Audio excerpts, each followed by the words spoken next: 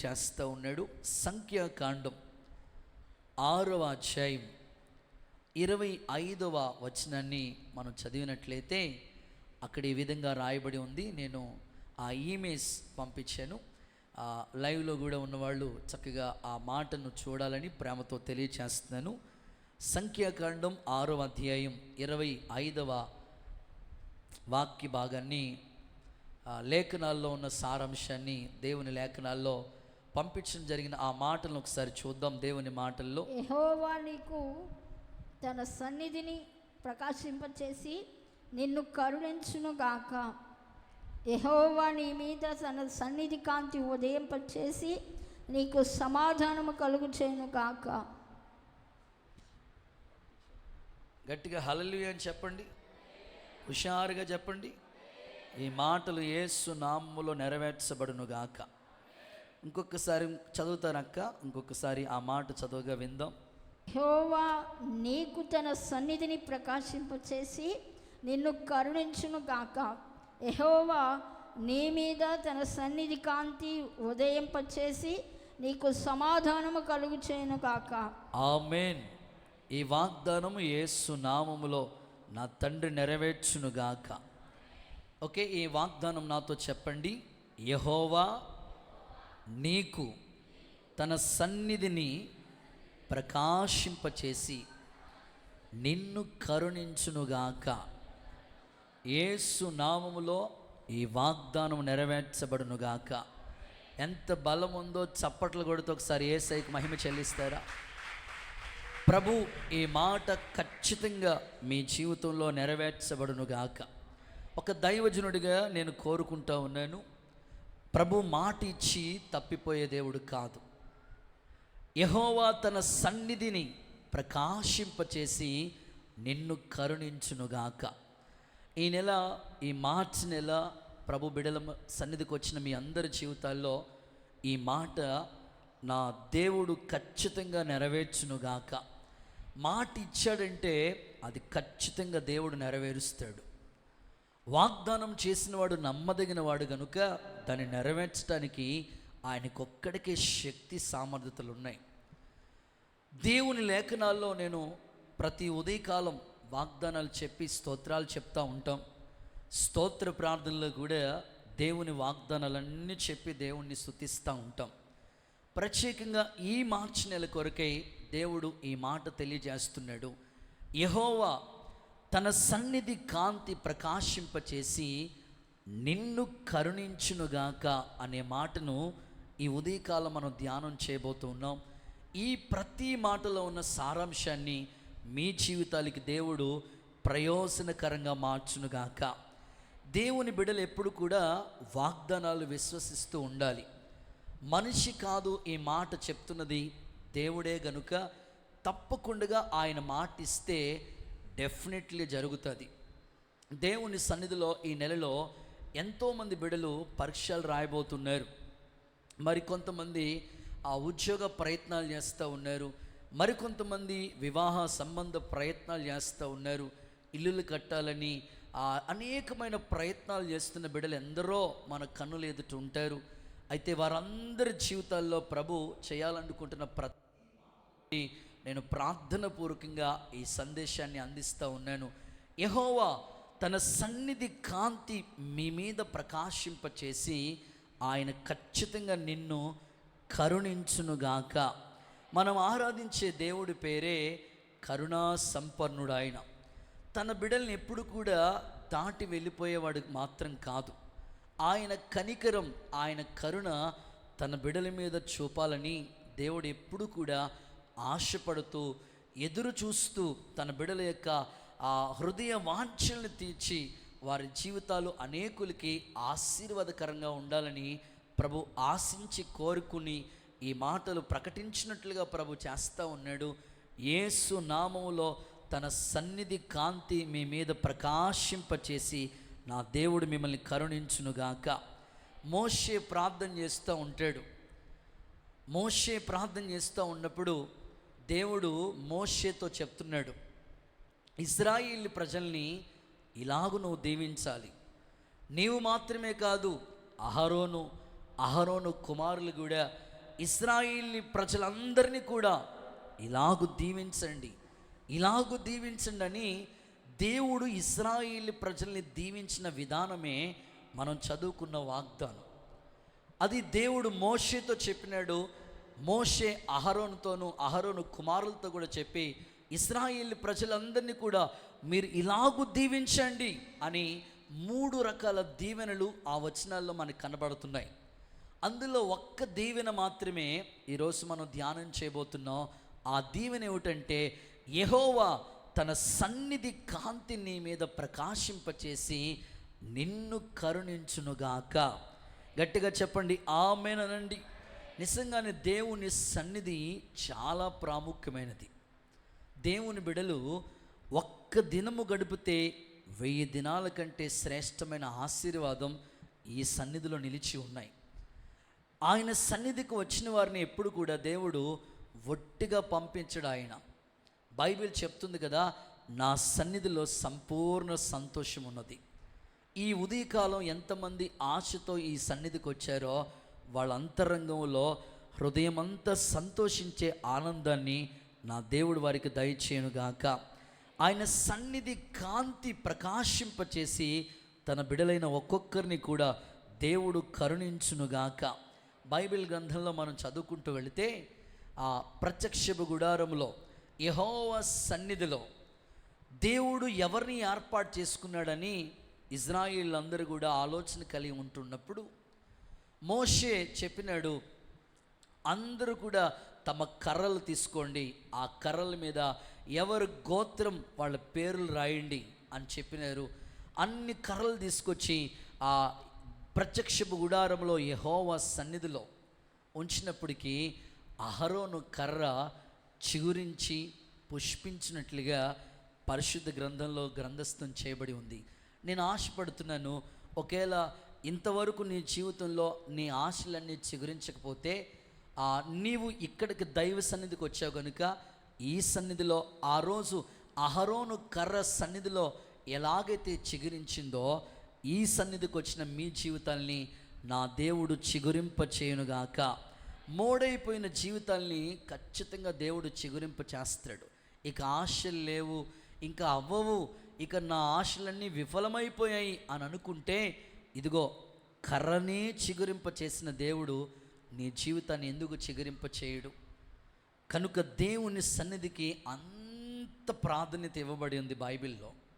ఇంకా మీరు బైబిల్ చదువుకుంటూ వెళితే ఇలా రాయబడి ఉన్నది, యెహోవా సన్నిధిలో పర్వతాలు మైను వలె కరిగిపోతాయంట.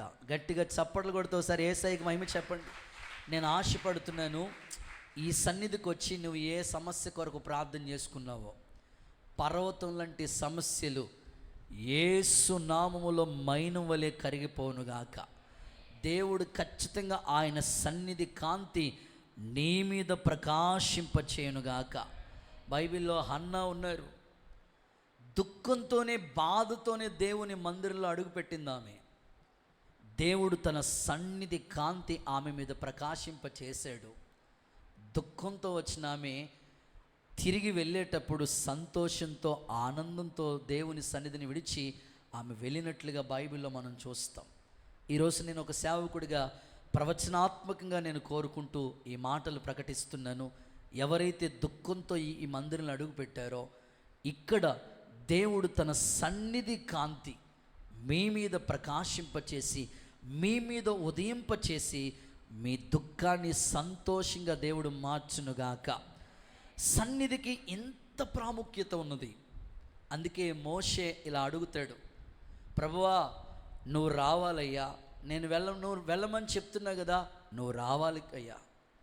నేనైతే రాను కానీ నా సన్నిధి నీకు తోడుగా పంపుతున్నానని చెప్పాడు. ఆమేన్ చెప్పండి. ఎప్పుడైతే మోషేతో దేవుని సన్నిధి తోడుగా వెళ్ళిందో ఐగుప్తులో అనేకమైన అద్భుతాలు మోషే దేవుని ద్వారా చేయగలుగుతూ వచ్చాడు.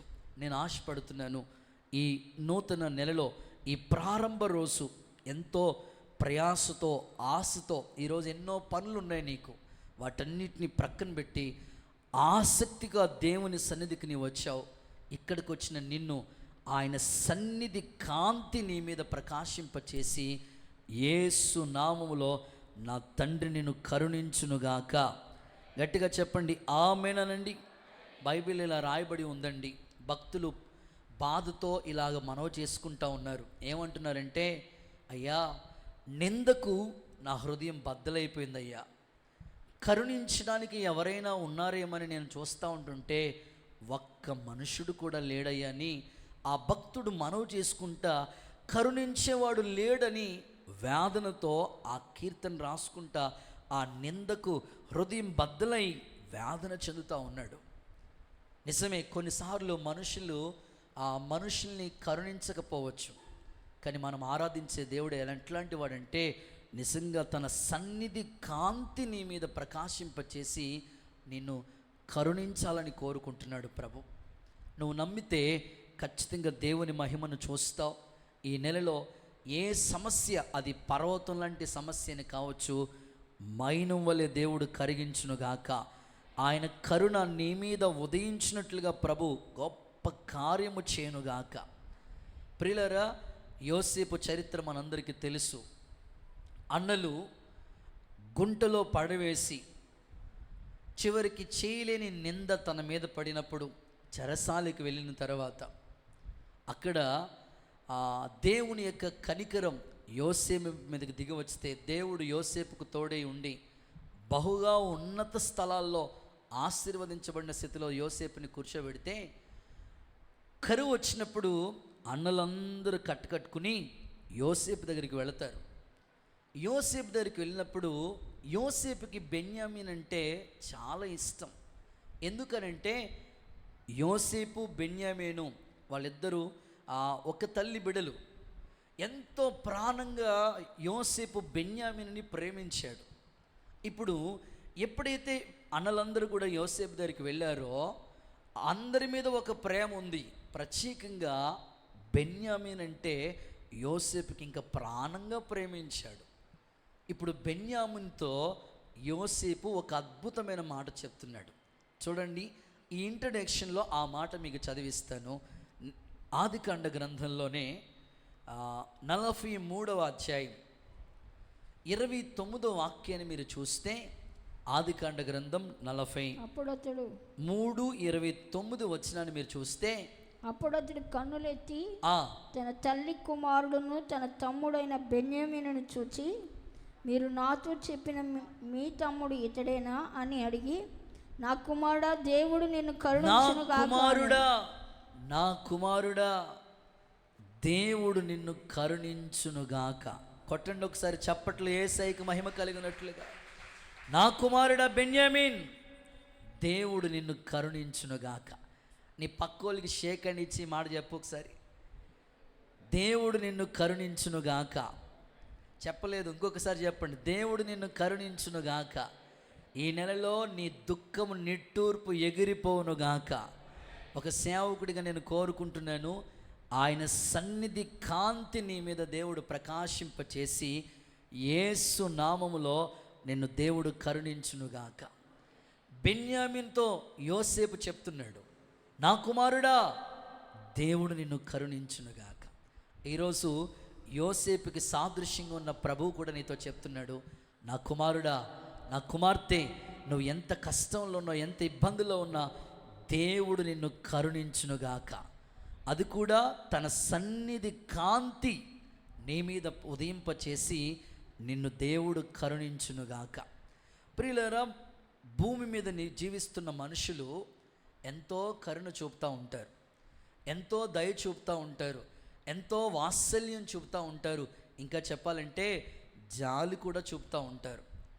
మనుషులైన మీకే ఇంత కరుణ, ఇంత దయ, ఇంత జాలి ఉంటే దేవుడు కరుణా సంపన్నుడు కాబట్టి ఆయన తప్పక తన బిడలమైన మనల్ని ఎప్పుడు దాటి వెళ్ళడు. ఆయన తన సన్నిధి కాంతి మన మీద ఉదయింపచేసి ఆయన మనల్ని కరుణించాలని కోరుకుంటున్నాడు. భూమి మీద ఉన్న మనుషుల యొక్క స్థితిని మనం చూస్తే, ఎవరైనా ఆపదలో ఉన్నవాళ్ళు మనకి వాళ్ళ బాధలు, వాళ్ళ కష్టాలు మనతో చెప్తూ ఉంటుంటే వెంటనే మనకి బాధ కలిగి వాళ్ళ మీద జాలి చూపుతూ ఉంటాం, దయ చూపుతూ ఉంటాం. మనుషులైన మనమే ఇంత జాలి చూపుతూ ఉంటుంటే దేవుడు మనల్ని సృష్టించాడు కదా, ఇంకెంత కరుణ వాత్సల్యము, దయ, జాలి ఆయన బిడలమైన మన మీద ఆయన చూపాలని ఉన్నాడో మీరు ఆలోచించాలి. ఈ ఉదయకాలం పరిశుద్ధ గ్రంథంలో ఒక దేవుడే ఒక చక్కని ఉపమానం చెప్పినాడు. ఒక వ్యక్తి యెరూషలేము నుంచి యెరికోకు దిగి వచ్చేస్తూ ఉంటుంటే దొంగల చేతిలో చిక్కాడు. తన్ను కొట్టి కొరప్రాణంతో విడిచిపెట్టాడు. అప్పుడు ఆ దారుగుండగా లేవీయుడు వెళ్ళాడు, నాకెందుకులే అని పట్టించుకోలేదు. యాజకుడు వెళ్ళాడు, నాకెందుకులే అని పట్టించుకోలేదు. కానీ మంచి సమరయుడైన మన ప్రభు అదే మార్గం గుండా వెళ్ళినప్పుడు జాలిపడి కరుణ చూపి అతని గాయాలతో ఉండగా నూనె పోసి ద్రాక్షరసం పోసి తన గాయాలు కట్టి ఒక ఇంటికి తీసుకెళ్ళి ఆహారం పెట్టినట్లుగా పరిశుద్ధ గ్రంథంలో మంచి సమరయుడు స్టోరీ మనం ఎన్నోసార్లు చదివాం కదా. మనం ఆరాధించే దేవుడు మంచి సమరయుడు. నీవు ఏ బాధలో ఉన్నావో, ఏ దుఃఖంలో ఉన్నావో, ఏ మనోవేదనలో ఉన్నావో నీ మీద ఆయన కరుణా కటాక్షములు ఉదయింపచేయునుగాక. గట్టిగా చెప్పండి ఆమేన్ అంటారా? ఒక సందర్భం మీకు చెప్తాను. మనుషులు చూపే కరుణ ఎలా ఉంటుందో, దేవుడు చూపే కరుణ ఏ విధంగా ఉంటుందో మీకు ఒక చిన్న జనరల్ ఎగ్జాంపుల్ మీతో పంచుకోవాలని ఆశపడుతున్నాను. ఏది? చేతులు ఊపుతూ హల్లెలూయా అని చెప్పండి. మనుషులు చూపే కరుణ ఎలా ఉంటుందో జనరల్గా చిన్న సందర్భాన్ని మీతో పంచుకుంటాను. ఆ ఇంట్లో భార్య, భర్త, పిల్లలు, కుటుంబం, ఫ్యామిలీ అన్న తర్వాత అందరూ చక్కగా ఆనంద సంతోషాలతో గడుస్తూ ఉన్నారు. వారు ప్రతిరోజు కూడా ఎంతో హ్యాపీగా ఫ్యామిలీ ఆనందంగా కొనసాగించబడుతూ ఉంది. ఒకరోజు భార్య భర్తలు ఇద్దరు కూడా మాట్లాడుకుంటూ ఉన్నారు. షాపింగ్కి వెళ్ళి చాలా రోజులు అయిపోయింది, షాపింగ్ వెళ్దామండి అని భార్య భర్తని రిక్వెస్ట్ చేస్తూ ఉంది.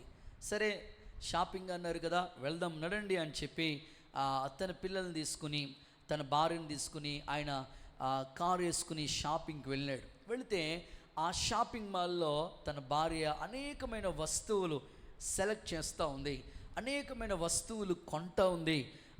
వాస్తవంగా చెప్పుకోవాలంటే అక్కోళ్ళు షాపింగ్కి వెళ్ళారంటే మీకు తెలియదేం కొత్త ఏం కాదు కనుక అయ్యగారి యొక్క పరసైనా ఖాళీ అయిపోవాలి, లేకపోతే సాయంకాలం అని అయిపోవాలి. ఎందుకంటే అన్ని వస్తువులు కొనాలని ఆశ మీకు ఉంటుంది.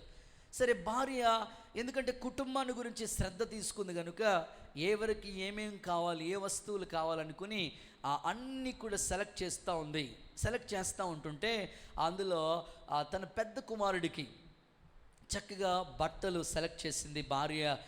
తన పెద్ద కుమారుడికి, నా కుమారుడికి ఈ బట్టలు అయితే బాగుంటుంది, ఈ ప్యాంట్ అయితే బాగుంటుంది, ఈ యొక్క షర్ట్ అయితే బాగుంటుంది అనుకుని ప్యాంటు షర్ట్ చక్కగా సెలెక్ట్ చేసింది, ఇది పెద్ద కొడుక్కి అని. తర్వాత చిన్న కుమారుడికి ఏం కావాలి, చెప్పులు లేవాడికి మంచి మ్యాచింగ్ అయ్యే చెప్పులు తీసుకుందామని చెప్పులు సెలెక్ట్ చేసింది. చిన్న కూతురికి ఏం లేదు, వాచ్ సెలెక్ట్ చేసింది. ఆ తర్వాత ఆడబడుసుకి ఏం లేదు, అరే కొత్తగా ఏం లేదు ఇంట్లో అని ఆలోచించి ఒక మొబైల్ గిఫ్ట్గా ఇద్దాంలే ఆడబడుసుకి అని అనుకుని ఒక మొబైల్ సెలెక్ట్ చేసింది. ఇట్లాగా తన ఇంట్లో పనిచేసే పని మనిషికి కూడా ఒక సారీ ఇద్దాం, ఎంతో కాలం నుంచి ఈ ఇంట్లో పనిచేస్తుంది కదా, ఈమెకి చక్కగా ఒక మంచి చీర గిఫ్ట్గా ఇద్దాం అనుకుని తన భార్య అన్ని వస్తువులు ఇంట్లో ఎవరెవరికి కావాలి, అత్తగారికి ఏం కావాలి, మామయ్య గారికి ఏం కావాలి, తోడుకోడలకి ఏం కావాలి, ఆ పిల్లలకి ఏం కావాలి, ఇంట్లో ఏ వస్తువులు కొదువుగా ఉన్నాయో ఆ షాపింగ్ మాల్లో అన్నీ కూడా సెలెక్ట్ చేసి అన్నీ కూడా కొన్నది. భర్త చూస్తూ ఉన్నాడు. బాధ కలిగి భర్త భార్యతో అన్నాడు, ఏమే అందరికీ అన్నీ కొన్నావు కదా, పెద్ద కొడుకేమో బట్టలు కొన్నావు, చిన్న కొడుకేమో చెప్పులు కొన్నావు, కూతురికేమో పంజాబ్ డ్రెస్ కొన్నావు, అన్నీ కొన్నావు, మొబైల్స్ కొన్నావు, అన్నీ కొన్నా, నేను గుర్తులేనా నీకు? స్తోత్రం చెప్పండి ఒకసారి. నేను గుర్తులేనా నీకు? నాకు ఏం కొన్నావు అని అన్నాడు. నాకేం కొన్నావు అని అంటే, మిమ్మల్ని ఎందుకు మర్చిపోతానండి, అంత ఈజీగా ఎట్లా మర్చిపోతానండి, మీ కొరకేనండి అని బిల్లు ఎట్టుకొచ్చి 10,000 బిల్లు ఆయన చేతిలో పెట్టిందంట. స్తోత్రం చెప్పండి ఒకసారి, గట్టిగా హల్లెలూయా చెప్పండి ఒకసారి. నేను ఎందుకు ఈ మాటలు చెప్తానంటే, కొన్నిసార్లు మనుషుల జీవితాల్లో ఆ మనుషులపై చూపే కనికరం ఇలా ఉంటుంది. నేనంటాను నా దేవుడు చూపే కరుణ ఉన్నతమైనది. ఆయన అదే మాట చెప్తున్నాడు, నేను నా సన్నిధి కాంతిని ఉదయింపచేసి నిన్ను కరుణించబోతున్నాను. గట్టిగా చప్పట్లతో యేసయ్య నామాన్ని మహిమపరచండి. ఈరోజు నా ప్రశ్న ఏమిటంటే, దేవుడు మనల్ని కరుణిస్తే జరిగే కార్యాలు, దేవుడు మనల్ని కరుణిస్తే ఏం జరుగుతుందో, లేకపోతే దేవుడు మనల్ని కరుణించి ఏం చేయబోతున్నాడో ఒక 5 విషయాలు మీతో పంచుకోవాలని ఈ స్థలంలో నేను నిలబడి ఉన్నాను. దేవుడు నిజంగా ఆయన కరుణ మన మీద చూపితే, ఆయన మనల్ని కరుణిస్తే జరిగే కార్యాలు ఏంటో ఒక 5 మాటలు చెప్పాలనుకుంటున్నాను. శ్రద్ధ కలిగి ఈ మాటలు మీరు వినండి. ఈ మాటలు మీకు దేవుడు దీవెనకరంగా మార్చునుగాక. చదవండి. మొదటి మాట, దేవుడు నిన్ను కరుణిస్తే ఏం జరుగుతుంది అనంటే, యోబు పుస్తకం 33వ అధ్యాయం 24వ వాక్యాన్ని చదువుదాం. The Book of Job chapter 33 verse 24. దేవుడు వాని యందు కరుణ చూపి పాతాళంలోకి దిగి వెళ్ళకుండా వానిని విడిపించెను. అందరూ ఆమేన్ అని చెప్పండి ఒకసారి. దేవుడు వాని యందు కరుణ చూపి పాతాళంలోకి దిగి వెళ్ళకుండా వానిని విడిపించెను. సో మొదటి మాట, దేవుడు కరుణ చూపితే, దేవుడు కరుణిస్తే నీ జీవితంలో ఏం జరుగుతుంది అనంటే, మొదటి మాట, పాతాళము నుండి విడిపిస్తాడు. అనండి ఒకసారి మీ నోటితో, కొంచెం గట్టిగా చెప్పాలి. పాతాళము నుండి విడిపిస్తాడు. యేసు నామములో ఇంకా రక్షణ లేని వారి మీద దేవుని కరుణ కటాక్షములు కుమ్మరించబడును గాక. వారు పాతాళ వశ్యము వైపుకు వెళ్ళకుండగా దేవుడు కరుణ చూపి పాతాళము నుండి విడిపించును అనే మాట మనం చూస్తూ ఉన్నాం. నిజంగానే పాతాళము పాపము చేసిన వారిని పట్టుకుంటుంది. పరిశుద్ధ గ్రంథం చెప్తున్న మాట ఏంటో తెలుసా? పాతాళం పాపము చేసిన వారిని పట్టుకుంటుందని అదే యోబు భక్తుడు 24వ అధ్యాయం 19వ వాక్యంలో చెప్పినాడు. పాతాళం పాపము చేసిన వారిని పట్టుకుంటుంది. అందుకే పాపం వల్ల వచ్చే శిక్ష మరణము అని రాయబడి ఉన్నది. ఈ ఉదయకాలం ప్రభువు నీతో మాట్లాడుతున్నాడు.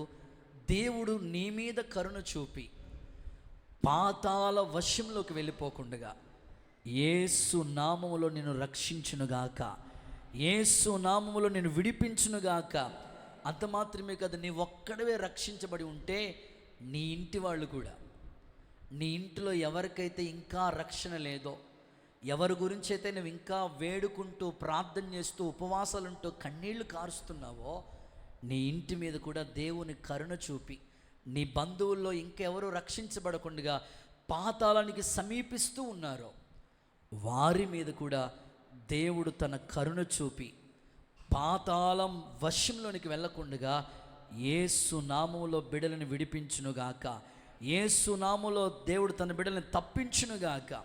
ప్రియులారా, నిజంగానే పాతాళం గొప్ప ఆశతో కనిపెడుతుంది. సామాన్యులేమి, సామంతులేమి, ధనవంతులేమి, పేదవాళ్ళేమి, ఎలాంటి వాళ్ళని సరే పాతాళం బహుగా నోరు తెరిచి చూస్తూ ఉందట. అది పాపం చేసిన వాళ్ళని పట్టుకుంటుందని బైబిల్ చెప్తుంది. కాబట్టి యేసయ్య ఆ పరలోక వైభవాన్ని విడిచి ఈ లోకానికి వచ్చిన ముఖ్య ఉద్దేశం ఏంటో తెలుసా? సిలువలో నీకోసం తన ప్రాణాన్ని అర్పించడానికి ముఖ్య ఉద్దేశం ఏంటో తెలుసా? నీ మీద తన కరుణ చూపటానికి మెయిన్ కాన్సెప్ట్ ఏంటో తెలుసా? నువ్వు పాతాళ వశంలోనికి వెళ్ళకుండగా నిన్ను తప్పించాలన్నదే దేవుని ఉద్దేశం. ఆమేన్ చెప్పండి గట్టిగా. చాలామంది ఇక్కడ రక్షించబడిన వాళ్ళు ఉన్నారు. వారిని బట్టి దేవునికి మహిమ కలుగును గాక. ఇంకా రక్షణ లేనివాళ్ళు ఒక్కసారి మీ కుడి హస్తం నా వైపు చూపాలని దేవుడు చూస్తూ ఉన్నాడు కనుక, ఇంకా మేము రక్షించబడలేదు, ఇంకా మేము బాప్తిసం పొందలేదన్న వాళ్ళు రైట్ యువర్ హ్యాండ్, మీ చేయి పైకి ఎత్తండి. త్వరగానే ఈ మధ్యాహ్న కాలంలోనే వీరి మీద దేవుని కనికరము దిగవచ్చునుగాక. చెప్పండి గట్టిగా ఆమేనని చెప్పండి. మన దేవుడు కరుణా సంపన్నుడు కాబట్టి పాపముల చేత అపరాధముల చేత చచ్చి పడి ఉన్న మనల్ని ఆయన రక్షణ భాగ్యము ద్వారా మనల్ని రక్షించాడు. ఆయన కరుణ చూపాడు కనుకనే మనం రక్షించబడి ఉన్నాం. ఆయన కరుణ చూపకపోతే రక్షణ భాగ్యం మనకు దొరికేది కాదు. ఏమండి, బైబిల్ ఇలా రాస్తుంది, తన సొంత కుమారుని ఇవ్వటానికి వెనక తీయని దేవుడు ఆయనతో పాటు సమస్తం మనకి ఎందుకు ఇవ్వడు? ఒక తల్లికి 2 కొడుకులు ఉన్నారంటే ఒక్క కొడుకుని సేవకి ఇవ్వమంటే ఇంకేమైనా ఉందా బాబా? ఒక్క కొడుకుని సేవకు సమర్పించమ్మా, ఎంతోమంది నశించిపోతున్నారు, ప్రభు పని చేయాలమ్మా అని అంటే మా కొడుకండి ఒకడు డాక్టర్ అవ్వాలి, ఒకడేమో ఇంజనీర్ అవ్వాలి అనుకుంటుంది తల్లి. ఒక్క కొడుకుని ప్రభు ఇవ్వటానికి ఇష్టపడదు. మరి అలాంటిది పరమ తండ్రి తన కుమారుణ్ణి మనకి ఈ లోకానికి ఇవ్వటానికి వెనక్కి తీయలేదు. ఎందుకో తెలుసా? నిన్ను పాతాళ వశంలోకి వెళ్ళకుండా తప్పించడానికి, నీ కుటుంబానికి రక్షణ ఇవ్వటానికి అంత గొప్ప త్యాగం ప్రభు చేశాడు. ఎఫెసీ పత్రికలో ఇలా రాయబడి ఉంది, 2వ అధ్యాయం 4వ వాక్యం మీరు చదవండి. ఎఫెసీలకు రాసిన పత్రిక 2వ అధ్యాయం 4వ వాక్యం మీరు చూస్తే, దేవుడు కరుణా సంపన్నుడై ఉండి మనము మన అపరాధముల చేత చచ్చిన వారమై ఉండినప్పుడు ఉండగా మన ఎడల చూపిన తన దేవుడు కరుణా సంపన్నుడై ఉండి మన ఎడల మనము మన అపరాధముల చేత చచ్చిన వారమై ఉండినప్పుడు సహితము మన ఎడల చూపిన తన మహాప్రేమ చేత అపరాధముల చేత చచ్చిపడి ఉన్న మనల్ని మన ఎడల చూపిన మహాప్రేమ చేత క్రీస్తు మనల్ని రక్షించెను. దేవునికి స్తోత్రం కలుగునుగాక. దేవుడు కరుణా సంపన్నుడండి. కేవలం మనకి ఈ రక్షణ ఎలా వచ్చిందో తెలుసా? కృపచేతని. ఆయన కరుణ చూపాడు కనుకనే మనమందరం తప్పించబడి ఇక్కడ కూర్చున్నాం. మనకంటే గొప్పోళ్ళు, డబ్బున్నవాళ్ళు, పేరున్నవాళ్ళు, ప్రతిష్ఠితులు ఉన్నవాళ్ళు ఈ లోక యాత్ర ముగించారు. దేవుడు ఆయన కరుణ చూపాడు, ఆయన కటాక్షం మన మీద చూపాడు కనుకనే ఈ విలువైన రక్షణ భాగ్యం మనకు దొరికింది. అందుకే భక్తుడు ఇలా ప్రార్థిస్తూ ఉంటాడు. ఏమని ప్రార్థన చేశాడంటే, భక్తులు వారి యొక్క అనుభవాల గురించి ఇలా మాట్లాడుతూ ఇలా అంటున్నాడు. ఏమంటున్నారంటే, లేఖనాల్లో మనం చూస్తాం కదా, మరణము చూడక బ్రతుకు నరుడెవడు, పాతాళ వశ్యం కాకుండా తన్ను తాను తప్పించగలిగిన వాడు ఎవడు? మరణం అందరికీ వస్తుంది, కానీ పాతాళ వశ్యం తప్పించబడాలంటే దేవుడు నీ మీద కరుణ చూపితేనే, ఆయన నీ అతిక్రమాలు తుడిచివేస్తేనే నీకు రక్షణ భాగ్యం దొరుకుతుంది. ఇంకా మీరు పరిశుద్ధ గ్రంథాన్ని చదువుతూ ఉంటే మహారాజైన సొలొమోను ఎంత జ్ఞానంతో మాట్లాడాడు తెలుసా? కింద ఉన్న పాతాళం తప్పించుకోవాలని బుద్ధిమంతుడు పరమునకు పోయే జీవ మార్గాన్ని కనుగొంటాడు. నిజంగా బుద్ధిమంతులైతే కింద ఉన్న ఆ పాతాలని తప్పించుకుంటారు. పైనున్న ఆ రాజ్యం గురించి పరమ జీవం కొరకే వాళ్ళు ప్రయాసపడుతూ ఉంటారు. నిజంగా ఈ ఉదయకాలం రక్షణ పొందటానికి సిద్ధమైన బిడ్డల జీవితంలో దేవుడు మీ మీద కరుణ చూపి మీ జన్మ కర్మ పాపాల నుంచి యేసు నామములో దేవుడు విముక్తి కలుగు చేయనుగాక. మీరు కీర్తనల పుస్తకంలో ఈ మాట చదవండి, 49వ అధ్యాయం 15వ వాక్య భాగం. కీర్తనల పుస్తకం. దేవుడు నన్ను చేర్చుకొనును, పాతాళ బలములో నుండి ఆయన నా ప్రాణమును విమోచించి, పాతాళ బలములో నుండి ఆయన నా ప్రాణమును విమోచించి ఉన్నాడు. భక్తుడు ఇలా ప్రార్థిస్తున్నాడు, దేవుడు నన్ను విమోచించాడు, పాతాళ బలములో నుండి నా ప్రాణాన్ని విమోచించాడు. నిజంగా మనకి దొరికిన రక్షణ బట్టి మీరు సంతోషించి చెప్పాలి, దేవుడు కరుణ చూపాడు కనుకనే మనకి రక్షణ భాగ్యం వచ్చింది. ఇంకా ఎందరో ఈ రక్షణ పొందకుండా మిగిలిపోయారు. చాలామంది ఇంకా వాయిదాలు వేస్తున్నారు. వారి మీద కూడా దేవుడు తన కరుణ చూపి వారికి పాతాళ వశములో నుంచి యేసు నామములో తండ్రి తప్పించునుగాక. కుడి చేతులు పైకెత్తి ఒకసారి హల్లెలూయా చెప్పండి. ఆ ఇంట్లో ఉన్నది ముగ్గురే. ఆ ఇంట్లో ఉన్నది ముగ్గురే, భార్య, భర్త, అత్తగారు. ఉన్నది ముగ్గురు ఆ ఇంట్లో.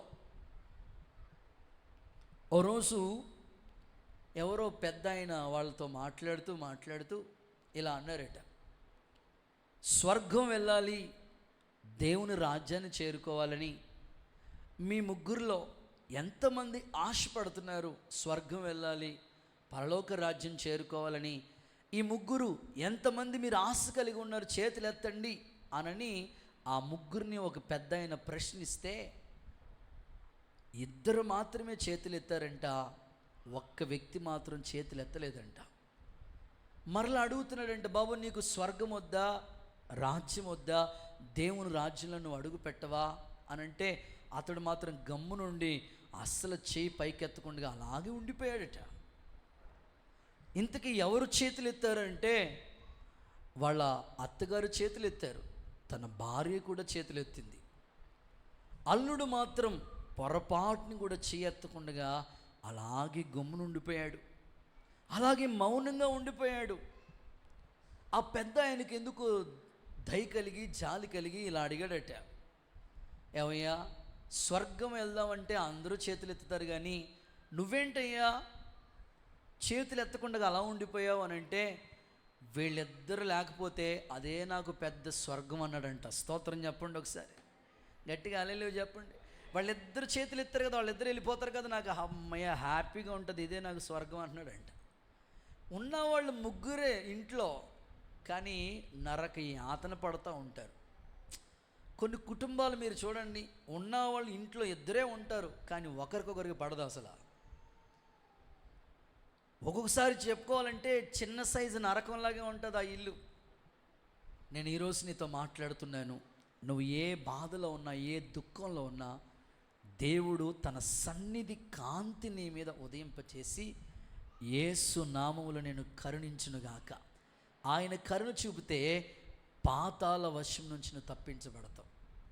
ధనవంతుడు లాజర్ స్టోరీ మనం చాలాసార్లు చదివాం. ధనవంతుడికి దేవుడు తెలీదా? తెలుసు. ఏమని ప్రార్థన చేశాడు తెలుసా? తండ్రివైన అబ్రహామా. ధనవంతుడు నరకానికి వెళ్ళిపోవడానికి గల కారణం ఏంటో తెలుసా? దేవుడు తెలియక కాదు. ఏమని ప్రార్థన చేస్తున్నాడు? తండ్రివైన అబ్రహామా. అంటే తండ్రి ఎవరో తెలుసు, అబ్రహాం ఎవరో తెలుసు, కానీ నామకార్థ క్రైస్తవుడుగా ఉండిపోయాడు. ఈ రోజుల్లో చాలామంది దేవుని సంధికి వస్తారు, దీవెనలు పొందుకుంటారు, కానీ రక్షణ అన్నప్పటికీ అలాగా వాయిదా వేస్తూ ఉంటారు. ధనవంతుడు కూడా అదే, దేవుణ్ణి తెలుసు కానీ రక్షణ పొందలేదు. తన దగ్గరున్న పేదవాడే లాజరు అద్భుతంగా రక్షించబడిన స్థాయిలో ఉన్నాడు. ఒకరోజు ఇద్దరికి మరణం సంభవించింది. అయితే అబ్రహాము రొమ్ము దగ్గర లాజరు ఆనుకుని ఉన్నాడు, కానీ ధనవంతుడు నరకంలో యాతన పడుతున్నాడు. ఇప్పుడు ఇలాగ మనవి చేసుకుంటున్నాడు. చూడండి, లూకాసు వార్త 16వ అధ్యాయం 24వ వాక్యం. లూకాసు వార్త 16:24. తండ్రివైన అబ్రహామా, తండ్రివైన అబ్రహామా, నా యందు కనికరపడి, అదిగో నా మీద నువ్వు కరుణ చూపయ్యా, నా మీద కనికరపడి తన వ్రేలి కొనను నీళ్ళలో ముంచి నా నాలుకను చల్లార్చుటకు లాజరును పంపుము. జ్వాలలో యాతన పడుతున్నానయ్యా, లాజర్ని పంపించయ్యా. చేతులు ఎత్తి ఒకసారి హల్లెలూయా చెప్తారా? ఇప్పుడున్న ప్రస్తుత కాలంలో ఈ ఎండలే మనం తట్టుకోలేకపోతున్నాం కదా. అమ్మో ఎండలు, అమ్మో ఇప్పుడు ఉన్నది మార్చి నెల ఇప్పుడు.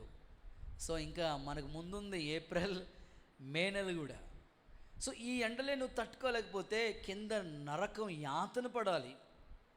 అందుకొరకే ఈ రక్షణ, అందుకొరకే ఈ గొప్ప విలువైన త్యాగం నీ మీద ఆయన కరుణ చూపి నువ్వు పాతాళ వశం వైపు వెళ్ళకుండా నిన్ను తప్పించబోతున్నాడు. అలాగే నీ కుటుంబానికి కూడా, నువ్వు ఒక్కడికే కాదు, నీ కుటుంబానికి కూడా ఈ రక్షణ ఆనందాన్ని దేవుడు దయచేయనుగాక. నీ ఇంటిలో ఎవరింకా రక్షించబడకుండా మిగిలిపోయారో, నీ భర్తో లేకపోతే నీ పిల్లలో నీ తోబుట్టువులో, వారికి కూడా యేసు నామములో రక్షణ భాగ్యం వచ్చునుగాక. సంతోషంగా ఉన్న వాళ్ళందరూ ఆమేన్ అని చెప్తారా? ఇంకాస్త గట్టిగా చెప్తారా?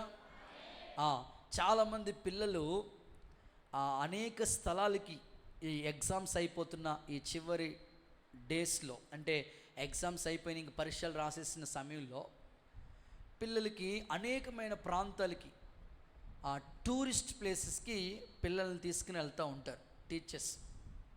తీసుకుని వెళ్ళేటప్పుడు వాళ్ళ పేరెంట్స్ కూడా చెప్తారు, ఇలా పలానా చోటుకి తీసుకెళ్తున్నాం అని చెప్తారు. వాళ్ళ అంగీకారం అయితేనే పంపిస్తారు, తీసుకుని వెళ్తారు. వెళ్ళేటప్పుడు ఒక బస్ మీద చాలామంది పిల్లలు వెళుతూ ఉన్నారు. అందులో స్కూల్ టీచర్స్ ఉన్నారు, దేవుణ్ణి నమ్ముకున్న బిడ్డలు కొంతమంది ఉన్నారు. ఆ డ్రైవర్ ప్రక్కనే ఒక టీచర్ ఉన్నాడన్నమాట. ఒక టీచర్ ఉన్నాడు, అంటే ఆ రూట్ మ్యాప్ చెప్తా ఉన్నాడన్నమాట. ఇట్లా వెళ్ళాలి, ఇలా వెళ్ళాలి, పలానా చోట ఆగాలి అని అంత రూట్ మ్యాప్ అంతా చెప్తున్నాడు ఆ టీచర్. మాట్లాడుకుంటూ వాళ్ళు వెళ్తూ ఉన్నారు. వాళ్ళు వెళ్ళే దారి ఎలా ఉందంటే, ఒక మాటలో చెప్పాలంటే ఘాటీ రోడ్ మాట. అంటే మీరు ఎప్పుడైనా వైజాగ్ దగ్గర పాడేరు అనే ఊరు అట్లాగ మీరు వెళ్ళి చూస్తే ఎట్లా ఉంటుందంటే ఘాటీ రోడ్ మాట, కొండలు లోయలు కలిగిన ప్రాంతం మాట అది. సో అక్కడే డౌన్గా ఉంటుంది, మరలా అప్ ఎక్కాలి, మళ్ళీ రూట్లన్నీ కూడా చాలా కొండలోంచి ఉంటుంది అన్నమాట రోడ్డు. అది చాలా ప్రమాదకరమైన మలుపు రోడ్లు అన్నమాట అవి. సో అంత ప్రమాదకరమైన ఆ రోడ్లో ఆ పిల్లలకి చూపిద్దామని ఆ ప్లేస్కి తీసుకుని పోతున్నారు అన్నమాట. తీసుకుని వెళ్తూ ఉంటుంటే ఆ డ్రైవ్ చేస్తున్నాడు, ఆ బస్సు డ్రైవ్ చేస్తూ ఉంటుంటే ఆ పక్కన కూర్చున్న టీచర్ ఆ డ్రైవర్తో ఇద్దరు మాట్లాడుకుంటూ ఉన్నారు. మాట్లాడుతూ ఉంటుంటే ఆ డ్రైవరుతో ఈ టీచర్ దేవుణ్ణి నమ్ముకున్నాడు కనుక ఆ టీచర్ అంటున్నాడు, ఇప్పుడు మనం వెళుతున్నాం కదా, ఈ ఘాటీ రోడ్లో వెళుతూ ఉన్నాం కనుక ఇప్పుడు గీని ఏమో మన దురదృష్టం, ఇప్పుడు మనం వెళుతున్న ఈ యొక్క బస్సులో బ్రేకులు గీని ఫెయిల్ అయినాయి అంటే నువ్వు ఏం చేస్తావు డ్రైవర్ అనని ప్రక్కన కూర్చున్న టీచర్ ఆ డ్రైవర్ని ప్రశ్నించాడు. మనం వెళుతున్నాం కదా, ఈ బస్సులో ఇంచుమించు ఒక 50 మెంబర్స్ వరకు ఉన్నాం. ఈ బస్సు ప్రయాణం ఇది ఘాటీ రోడ్డు, మనం అందరం వెళుతూ ఉన్నాం, మంచిదే. వెళ్ళే మార్గంలో గిని పొరపాటున బ్రేకులు గిని ఫెయిల్ అయితే డ్రైవర్గా నువ్వేం చేస్తావు? వెంటనే ఆ డ్రైవర్ ఇలా చెప్పినాడు. వెంటనే ఆలోచించకుండానే వెంటనే చెప్పిన మాట ఏమిటంటే, బ్రేకులు ఫెయిల్ అయితే హ్యాండ్ బ్రేక్ ఉంది. దేవుడికి స్తోత్రం చెప్పండి ఒకసారి. బ్రేక్ ఫెయిల్ అయితే హ్యాండ్ బ్రేక్ ఉంది, హ్యాండ్ బ్రేక్ పట్టుకుంటానన్నాడు. మరలా టీచర్ అంటున్నాడు, ఈ హ్యాండ్ బ్రేక్ కూడా ఫెయిల్ అయితే ఏం చేస్తావు? ఇక సమాధానం లేదు. నన్ను అడుగు అన్నాడు. నిన్నే అడుగుతున్నా నీ ప్రశ్న, నువ్వేం చేస్తావు? ఏం చేస్తానో తెలుసా? ఒకే ఒక ఆన్సర్. బ్రేకులు ఫెయిల్ అయితే, హ్యాండ్ బ్రేక్ కూడా ఫెయిల్ అయితే నేను చేసేది పని ఒకటే, జరిగే వాస్తవం ఒకటే. కొంతమంది ఏమో పరలోక రాజ్యంలోకి వెళ్తారు, కొంతమంది ఏమో మాట్లాడండి పాతాళానికి వెళ్ళిపోతే ఇంకా చేసేది ఏమీ లేదు. నాకు ఒక నిరీక్షణ ఉంది, దేవుణ్ణి నేను నమ్ముకున్నాను కాబట్టి ఇక్కడ కన్ను మూసిన నిత్య రాజ్యంలో ప్రవేశించే ధన్యత నాకు ఉంది. మరి ఈ నిరీక్షణ నీకుందా డ్రైవర్?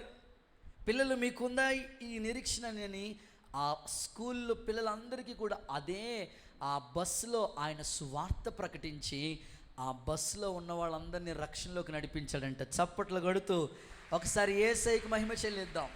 మీరు ఆటో ఎక్కుతూ ఉంటారు, ఆ ఆటో కొంతమందికి ఆటో ఎక్కడమే పాపం అట్టే నిద్రపోతూ ఉంటారు. వాళ్ళకున్న కృపావరం ఏమిటంటే ఆటో ఎక్కిన బస్సు ఎక్కిన కనీసం బండి ఎక్కిన అట్టే నిద్రపోతూ. మరి ఆ డ్రైవర్ ఎట్ట నడుపుతాడో తెలియదు కానీ వీళ్ళు అట్టే నిద్రపోతూ ఉంటారు. నేనంటాను, ఉన్నప్పుడు ఆటో డ్రైవర్కి సువార్త చెప్పాలి, బస్సు ఎక్కిన నీ ప్రక్కన వాళ్ళకి చెప్పాలి. నువ్వు ప్రయాణం చేస్తున్నావు కదా, ఇప్పుడు ఈయన ప్రమాదం వాటిల్లితే ఏం చేస్తావు? యేసు ప్రభు ఒక్కడే పరలోకాన్ని విడిచిపెట్టి నీ కోసం దిగి వచ్చాడు. ఆయన కరుణ చూపాడు కనుకనే, సిలువ త్యాగం చేశాడు కనుకనే ఈ రక్షణ భాగ్యం మనకు వచ్చింది. ఈ మార్చి నెలలో గుడ్ ఫ్రైడే ఉంది. సో సిలువ త్యాగము ఎంత గొప్ప త్యాగం ప్రభు మన కొరకు చేశాడో తెలుసా? మనందరి కొరకు ఆయన ప్రాణం పెట్టాడు కనుకనే ఈ రక్షణ భాగ్యం. రక్షణ అంటే మతంలో దిగిపోవటం కాదు. అప్పుడు దిగిపోయావా, నువ్వు కూడా వెళ్ళిపోయావా, కలిసిపోతున్నావా అని అలా మాట్లాడవద్దు. నీ కోసం పాతాలని తప్పించడం కొరకే ప్రభు పరలోకాన్ని దిగి వచ్చాడు. ఈ మాట నీకు అర్థమైతే వెనకడుగు వేయవు, ఆలోచించవు, త్వరగానే బాప్తిస్మానికి నిర్లక్ష్యం చేయవు. యేసు నామములో ఈ ఉదయకాలమే నీ హృదయము తెరవబడును గాక. లూదియా హృదయము తెరిచినట్లు యేసు నామములో నీ హృదయము తెరవబడును గాక. రైట్, రెండో విషయానికి వచ్చేస్తున్నాను. సెకండ్ వన్, దేవుడు నీ మీద కరుణిస్తే, నీ మీద కరుణ చూపితే నీ జీవితం ఎలా ఉంటుందో మరొక విషయాన్ని కూడా నేను మీతో చెప్పాలనుకుంటున్నాను. చేతులెత్తి ఒకసారి హల్లెలూయా చెప్పండి. ఇంకా హుషారుగా చెప్పాలి. ఇంకా రక్షణ లేని వాళ్ళు అతి త్వరగా రక్షించబడుదురుగాక. నాకు ఇప్పుడే దేవుడు ఎందుకు ఆత్మలో ఒక ప్రేరేపణ, ఒక మాట గుర్తు చేశాడు. సడన్గా గుర్తొచ్చింది ఈ మాట. ఇంకా కొంతమంది ఏమనుకుంటారంటే, ఇప్పుడు వద్దులే ఈస్టర్ పండుగ తీసుకుందాం, ఇప్పుడు వద్దులే క్రిస్మస్ పండుగ తీసుకుందాం, ఇప్పుడు వద్దులే ఇల్లు కట్టిన తర్వాత, కూతురు పెళ్ళయిన తర్వాత తీసుకుందాం. అలాంటి వాళ్ళకి ఒక మాట ఇప్పుడే దేవుడు నాకు గుర్తు చేశాడు, చెప్పాలనుకుంటున్నాను. ఒక ముసలమ్మ అలాగే రక్షణ పొందామా అంటే, ఇప్పుడు వద్దు బాబా, మనవడు పెళ్ళి కుదిరిన తర్వాత తీసుకుంటాం, లేకపోతే ఇల్లు కట్టిన తర్వాత, ఇలాగ ఎన్నోసార్లు వాయిదా వేస్తూ వచ్చిందంట. వయసు చూస్తే 60 ఏళ్ళు ముసలమ్మ. బాప్తిసం కొరకైతే ఎన్నోసార్లు వాయిదా. ఇక పాస్టర్ గారు చెప్పి విసిగిపోయాడు. ఇంక చెప్పడం మానేసి, అమ్మా సర్లే నీ కోసం ప్రార్థన చేస్తాను, అంతకన్నా చేసేది ఏమీ లేదు నేను. ఎందుకో ఆ దైవజనుడికి చెప్పి ఆగిపోయి ప్రార్థన చేయడం మొదలుపెట్టాడు. 1 నెల గడిచిపోయిన తర్వాత ఇలాగే 1వ తారీఖు ప్రార్థన కూటం ఒకటి వస్తే, ఆ రోజు పాస్టర్ గారి దగ్గరికి వచ్చి ఆ తల్లి అంటుందట, అయ్యగారు నాకు బాప్తిసం ఇచ్చేసేయండి అన్నదంట. పాస్టర్ గారే స్టన్ అయ్యారు, ఆశ్చర్యపోయారు. ఏంటి ఇన్నిసార్లు చెప్పిన వినని ఈమె సడన్గా ఎంత మార్పు ఎలా వచ్చింది? నిజమేనమ్మా, ఇది కళా నిజమా అన్నాడు ఆయన. దేవుడికి స్తోత్రం చెప్పండి. ఎందుకంటే అన్ని రోజుల నుంచి వెయిటింగ్. ఇది కళా నిజమమ్మా, నిజంగానేనా? నిజమే పాస్టర్ గారు. చాలాసార్లు బాప్తిసం పొందమంటే మా మనవడు ఒప్పుకోవడానికి, అలాంటిది నాకు ఇప్పుడే కావాలయ్యా అనని ముందుకు వచ్చే సిద్ధపడిపోయిన వెంటనే, సంఘమా మనం ఎప్పటి నుంచో ఎదురు చూస్తున్న బామ్మ, 60 సంవత్సరాల తల్లి బాప్తిసం కొరకు సిద్ధపడి ఉంది. వెళ్దాం, అందరూ కాలువ దగ్గరికి వెళ్దామని అందరూ కూడా కాలువ దగ్గరికి వెళ్ళారు. ఎందుకు డౌట్ వచ్చింది ఆ సేవకుడికి, మరి మీ మనవడి సంగతి? మనవడు కూడా ఏమండో, తీసేసుకుందాం, 60 ఏళ్ళు ఇంకా ఏమైపోతా నాకు తెలియదు, నాకే భయం వేస్తుంది, తీసేసుకుందామమ్మ. సరే, డ్రమ్ము కొట్టుకుంటూ కాలువ దగ్గరికి జనాలను తీసుకుంటా బాప్తిస్మాన్ని ఇవ్వటానికని వెళ్ళారు సేవకులు. వెళితే అక్కడ సేవకులు నీటిలోనికి దిగారు, ప్రార్థన చేశారు, వాక్యం చదివించారు. ఆ బాము కూడా నీటిలో దిగింది. తండ్రి, కుమార, పరిశుద్ధాత్మ త్రియేక నామంలో నేను నీకు బాప్తిసం ఇస్తాను సువార్తమ్మా అని అలా ముంచి పైకి లేపినప్పటికీ మామ చచ్చిపోయింది. స్తోత్రం చెప్పండి ఒకసారి. మామ చచ్చిపోయింది. ఈ లోపల మనోడు వచ్చేసాడు. భయం, ఇంకా బుల్లెట్ వేసుకుని టిగుచుకని వచ్చేస్తే ఇంక భయం వేసింది మాట పాస్టర్ గారికి. ఇంకా ఏమైనా ఉందా, మనోడు ఏం చేస్తాడో అని అనుకుని ధైర్యంగా ఉన్నాడు. వెంటనే మనోడు అన్నాడు, పాస్టరో మా మామని చంపేశావు అన్నాడు. పాస్టర్ గారు తెలివైనడు కదండి, మీ మామని చంపలేదు, పరలోకానికి పంపేశాను అన్నాడంట. దేవుడికి స్తోత్రం చెప్పండి ఒకసారి. సేవకులుగా మా డ్యూటీ ఏంటో తెలుసా? ఒక్క ఆత్మను నరకం నుంచి తప్పించడమే మా భారం. దేవుడికి స్తోత్రం చెప్పండి. ఇంకెన్ని సంవత్సరాలు నువ్వు వాయిదాలు వేస్తావు? దేవుడు నీకు ఈరోజు నీ మీద ఆయన సన్నిధి కాంతి ఉదయింపచేసి నిన్ను కరుణించునుగాక. ఆయన నిన్ను కరుణిస్తే పాతాళం నుంచి విడిపించబడతావు నీవు. ఓకే, రెండవ సంగతి చదువుదాం. బైబిల్లో 67వ కీర్తన రెండో వాక్య భాగాన్ని చదువుదాం. Second line. దేవుడు మమ్మల్ని కరుణించి, దేవుడు మమ్మల్ని కరుణించి మమ్మల్ని ఆశీర్వదించునుగా, మమ్మల్ని ఆశీర్వదించునుగాక. ఆమేనండి. ఒకసారి గట్టిగా చెప్తారా? ఆమేన్. రైట్. రెండవ మాట, దేవుడు మనల్ని కరుణిస్తే మన జీవితం ఎలా ఉంటుందో తెలుసా? ఆశీర్వదించబడతాం.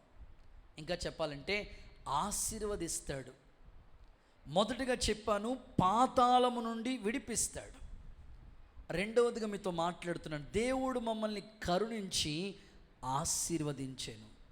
మీ పక్క వాళ్ళకి షేక్ అండి, చెప్పండి, ఈ నెలలో నువ్వు ఆశీర్వాదం పొందుతావు అనండి.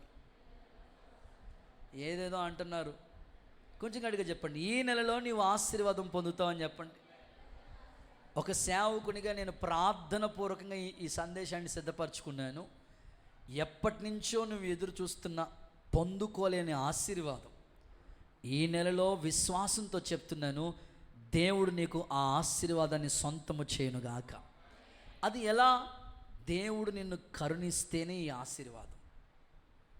నువ్వు ఎప్పటి నుంచో ఆశపడుతున్నావు కానీ అది పొందుకోలేకపోతున్నావు. ఈ నెలలో ప్రభువు నీతో మాట్లాడుతున్నాడు, నిన్ను కరుణించి ఆ ఆశీర్వాదం నీకు ఇవ్వాలని దేవుడు సిద్ధంగా ఉన్నాడు. ప్రియులారా, ఆశీర్వాదాలు అనేవి రకరకాలుగా ఉన్నాయి. భౌతిక సంబంధమైన ఆశీర్వాదం అంటే ఇల్లు కట్టుకోవటం ఒక ఆశీర్వాదం, లేదా కూతురు పెళ్లి చేయటం ఒక ఆశీర్వాదం, ఉద్యోగం సంపాదించడం ఒక ఆశీర్వాదం, స్థలం కొనుక్కోవటం, పొలం కొనుక్కోవటం, ఉద్యోగం రావటం, చదువులో విజయాన్ని సాధించడం, ఇవి భౌతిక సంబంధమైన ఆశీర్వాదాలు. ఇవన్నీ మీకు ఆల్రెడీ ఇప్పటికే దేవుడు ఇచ్చాడు. స్పిరిచువల్ లైఫ్, ఆత్మీయ ఆశీర్వాదాలు కూడా ఉన్నాయి. ఆత్మీయ జీవితంలో చక్కగా ప్రార్థన చేసుకోవటం, చక్కగా వాక్యాన్ని ధ్యానం చేయటం, సువార్త ప్రకటించడం, ఆత్మల భారంతో దేవుని కోసం పరుగులు తీయటం, పిలుపుని కాపాడుకోవటం, గురి యొద్దకే పరిగెత్తటం, కిరీటం పొందుకోవాలి, బహుమానాన్ని ఆస్వాదించాలని ఆ దర్శనంతో పరుగులు తీయటం, ఇవి ఆత్మ సంబంధమైన ఆశీర్వాదాలకి గుర్తుగా ఉన్నాయి. భౌతిక సంబంధమైన ఆశీర్వాదం కావాలి, ఆత్మ సంబంధమైన ఆశీర్వాదం కావాలి. ప్రభు మాట్లాడుతున్నాడు, దేవుడు నిన్ను కరుణించి నిన్ను ఆశీర్వదించునుగా అనే మాట చూసాం. దేవుని లేఖనాల్లో మనం చదివితే, ఇది మొదలుకొని నేను మిమ్మల్ని ఆశీర్వదిస్తానన్నాడు ప్రభు. మీరు ఆశీర్వాదమునకు వారసులు అవటానికి పిలువబడ్డారన్నాడు. దేవుడు ఆశీర్వదిస్తే ఆ ఆశీర్వాదం మీ అన్నిటికీ నిలిచి ఉంటుందన్నాడు. బైబిల్లో నేను చదువుతున్నప్పుడు ఒక ఫ్యామిలీ మెంబర్స్ నాకు గుర్తొచ్చారు. ఒక్క వ్యక్తిని బట్టి ఆ ఇంట్లో వాళ్ళందరికీ ఆశీర్వాదం వచ్చింది. మీరు చూడండి, సమూయేలు 2వ పుస్తకంలో 6వ అధ్యాయం 11వ వాక్యాన్ని మీరు చూస్తే, అక్కడ ఒక వ్యక్తి కుటుంబాన్ని గురించి మాట్లాడుతున్నాడు.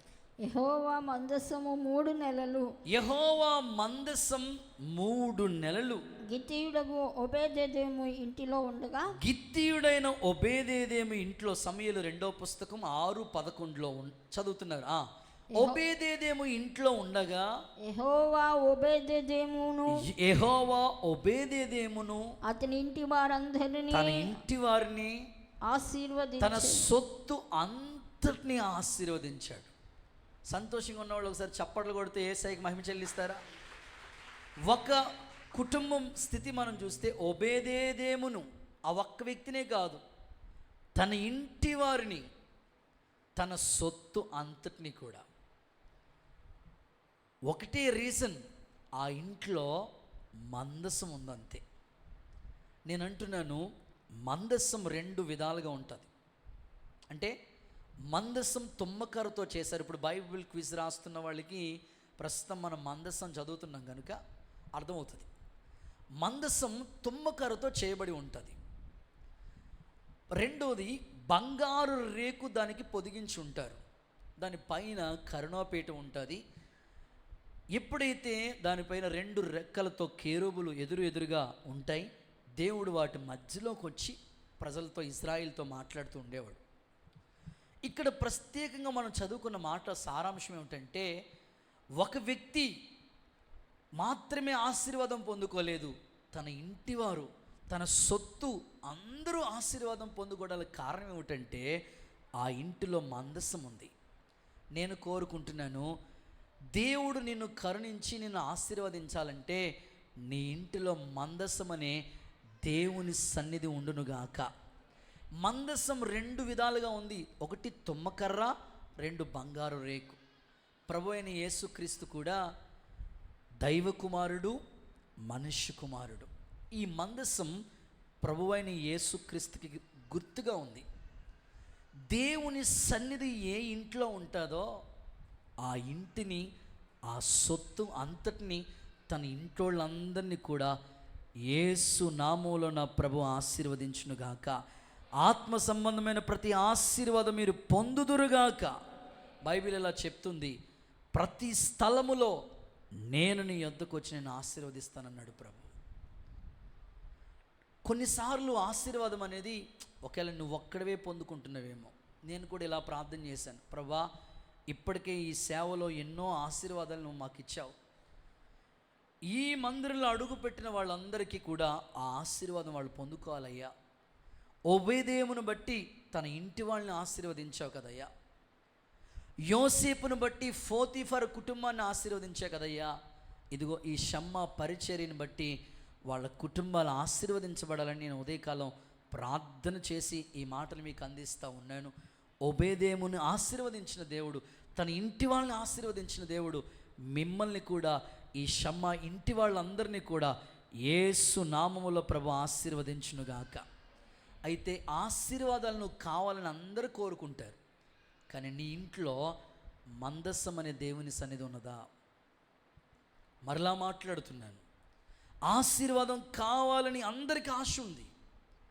నీ ఇంటిలో మందసం అని పిలువబడుతున్న దేవుని సన్నిధి ఉన్నదా?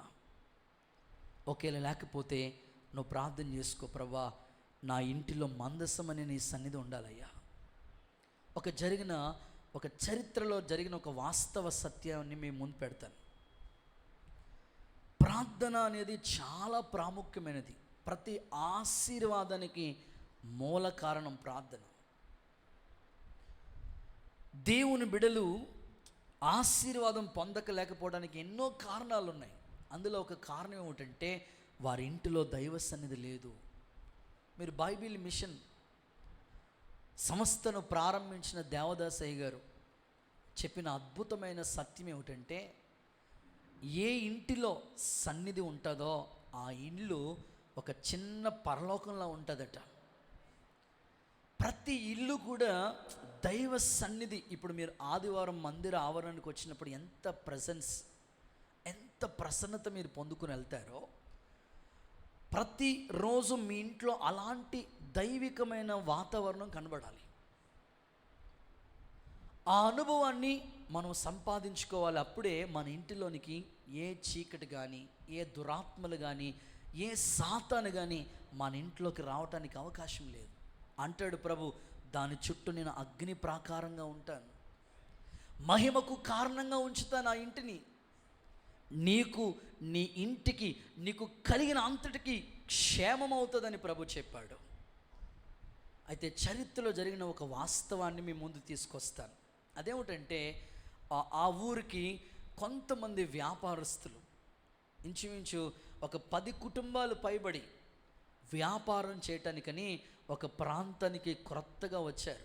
అవును కదా, వ్యాపారం చేసేవాళ్ళు మీరు చూడండి, కొన్ని ఊర్లకి ఆ ఫ్యామిలీతో కలిసి వాళ్ళు వ్యాపారాలు చేయడానికి వెళ్ళిపోతూ ఉంటారు. ఇంచుమించు ఒక 10 కుటుంబాలు వ్యాపారం చేయడం కోసమని తమ సొంత స్వగ్రామాన్ని విడిచిపెట్టి ఊరికి, వేరే ప్రాంతానికి వ్యాపారం అభివృద్ధి కొరకే వెళ్ళారు వాళ్ళు. జాగ్రత్తగా వినాలి మీరు, వ్యాపారం అభివృద్ధి కోసమే వాళ్ళు వెళ్ళారు. వెళితే వ్యాపారం చేసుకున్నారు, పగలంతా వ్యాపారం చేసుకున్నారు. సాయంకాలం వచ్చినప్పటికీ ఒక చిన్న గుడారాలు వేసుకుని ఆ గుడారాల్లోనే వాళ్ళు చక్కగా ప్రార్థన చేసుకుంటా దైవ సన్నిధిని, మందసం ఉన్న ఇల్లు ఎలా ఉందో వారు ఉన్న చిన్న గుడారాల్లో దేవుని సన్నిధిని కలిగి ఉన్నారు. చక్కగా పాటలు పాడుకుంటున్నారు, వాక్యం చదువుకుంటున్నారు, ప్రార్థన చేసుకుంటున్నారు. ఉదయకాలం అంతా వ్యాపారాలు చేసుకున్నారు. సాయంకాలం అన్నప్పటికీ వాళ్ళ ఇంట్లో దైవ సన్నిధి కనబడుతుంది. వ్యాపారం అద్భుతంగా సాగిపోతూ ఉంది. అయితే ఇంచుమించు వాళ్ళు ఆ ఊరికి ఎంటర్ అయ్యి 10 రోజులు గడుస్తూ ఉంది.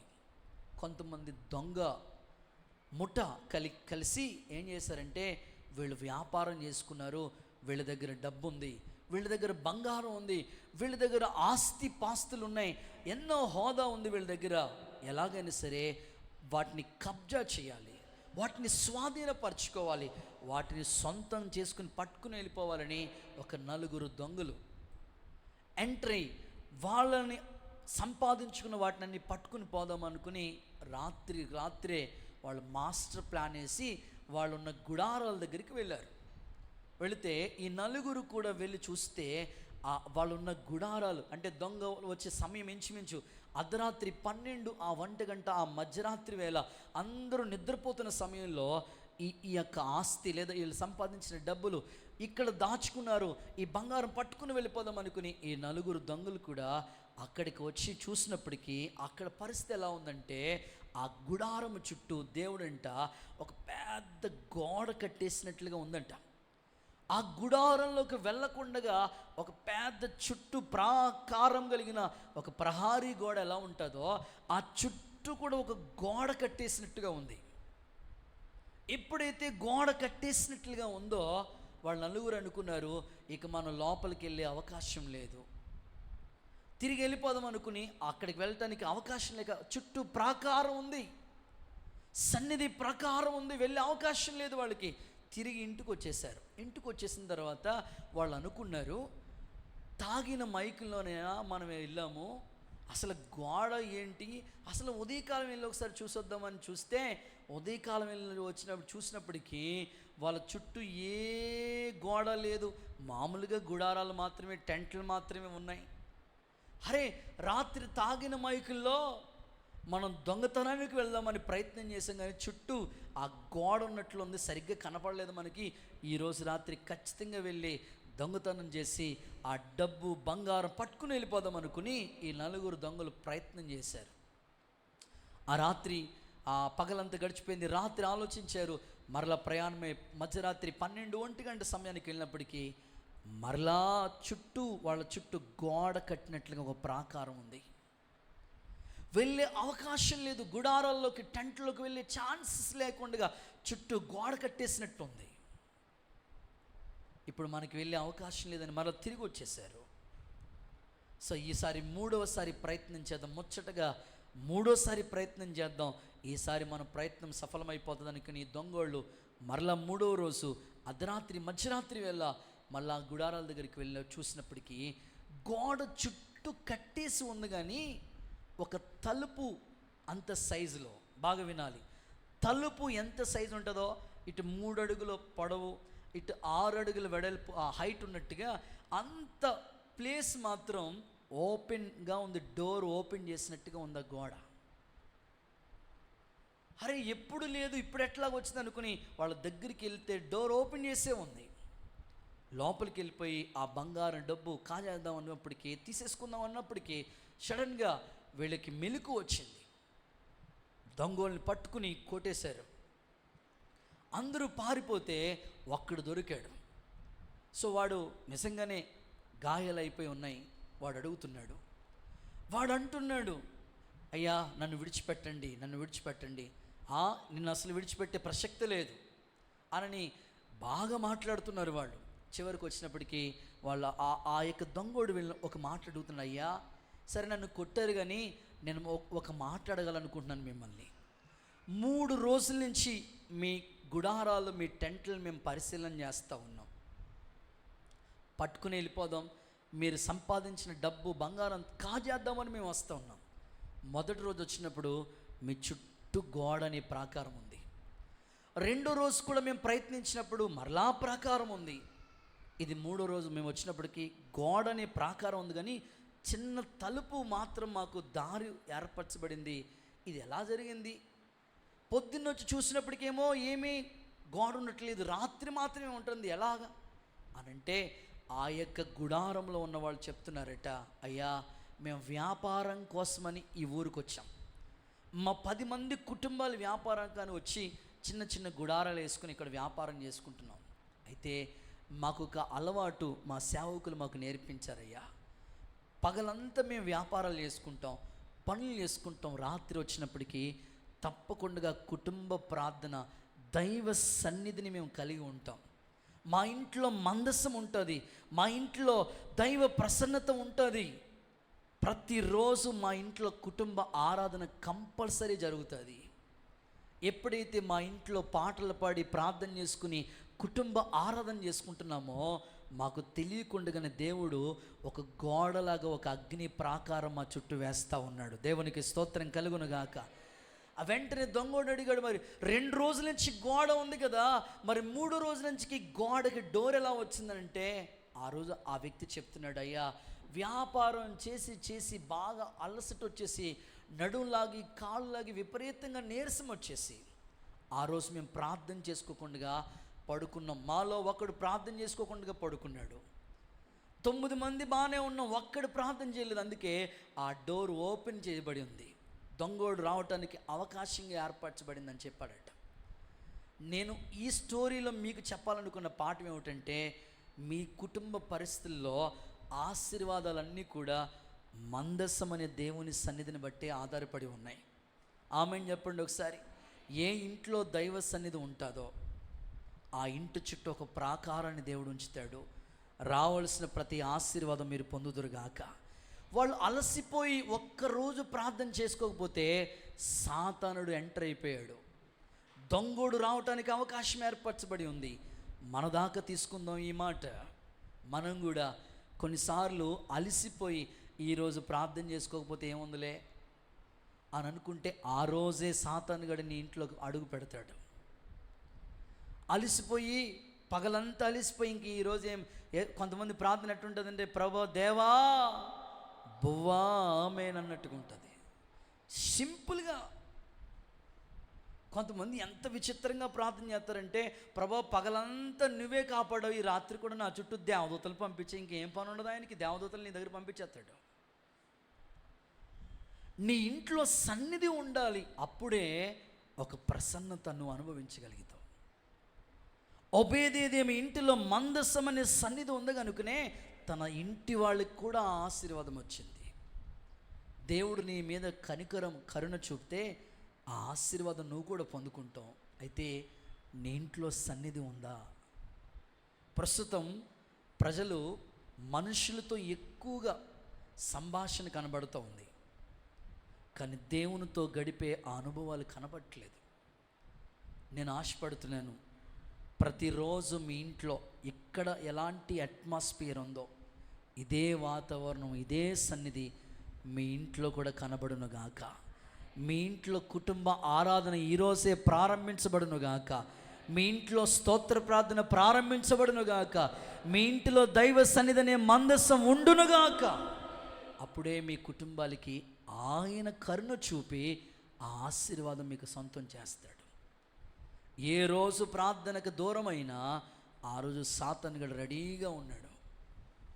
కనుక ఒక్కరోజు ప్రార్థన చేసుకుంటే చాలు అనుకోకండి. మన ఇంట్లో దైవ సన్నిధి ఎప్పుడూ కనబడుతూ ఉండాలి.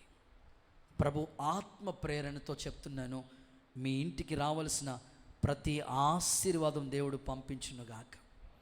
మూడో విషయానికి వస్తున్నాను, మూడవది, దేవుడు నీ మీద కరుణిస్తే ఏం జరుగుతుంది అనంటే, మూడో మాట చదువుకుందాం. పరిశుద్ధ గ్రంథమైన బైబిల్లో ద్వితీయోపదేశ కాండం 13వ అధ్యాయం, ద్వితీయోపదేశ కాండం 13వ అధ్యాయం 18వ వాక్యం చదవండి. నీ దేవుడైన యెహోవా దృష్టికి యథార్థమైన దానిని చేయొచ్చు. ఓకే. నీ దేవుడైన యెహోవా మాట వినినప్పుడు యెహోవా తన కోపాగ్ని నుండి మళ్ళుకొని నీ యందు కనికరపడి నిన్ను కరుణించి నీ పితరులతో ప్రమాణం చేసిన రీతిని నిన్ను విస్తరింపచేయనట్లు, నిన్ను కరుణించి నిన్ను విస్తరింపచేయనట్లు. అందరూ ఆమెన్ చెప్తారా? ద్వితీయోపదేశ కాండం 13:18 ప్రకారం. సో మూడవ మాట ఏమిటంటే, విస్తరింప చేస్తాడు అనండి ఒకసారి మీ నోటితో. గట్టిగా చెప్పాలి, విస్తరణ కలుగుతుంది. దేవుడు ఆయన చేయగలిగిన సమర్థుడే, ఆయన చేయగలిగిన సమర్థుడే. బైబిల్ చెప్తుంది ఆయన కరుణ చూపితేనే ఈ విస్తరణ అనేది మనకి కలుగుతుంది. మన పితరులైన ఇశ్రాయేలీయుల దేవుడు అద్భుతంగా కరుణించి వాళ్ళని ఎక్కువ జనమగునట్లుగా చేశాడు. అబ్రహాము జీవితాన్ని కూడా చూస్తే, నేను చూపించే దేశానికి వెళ్ళు, తప్పకుండా వెళ్ళాడు అబ్రహాం.